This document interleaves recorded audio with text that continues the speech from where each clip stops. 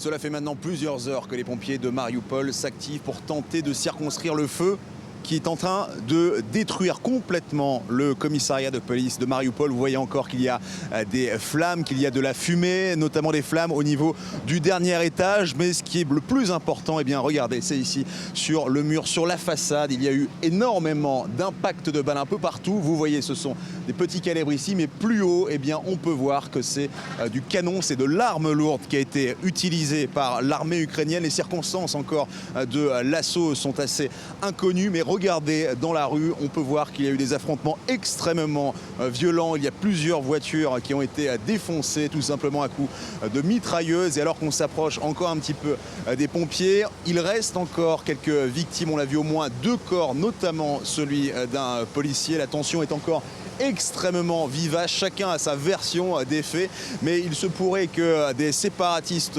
pro-russes aient tenté de s'emparer du commissariat. C'est là qu'il y a eu des blindés de l'armée ukrainienne qui sont arrivés et qui ont fait feu à l'arme lourde. On répète encore une fois que c'est à l'arme lourde parce que ça n'est quasiment jamais arrivé, ce type d'affrontement d'une telle violence depuis le début de la crise ici dans l'est de l'Ukraine. Les gens sont prêts à essayer de trouver le plus de pro-ukrainiens ici. On a vu il y a quelques instants un homme qui avait un bracelet aux couleurs de l'Ukraine se faire tabasser par une dizaine de personnes. Les gens sont extrêmement nerveux ici.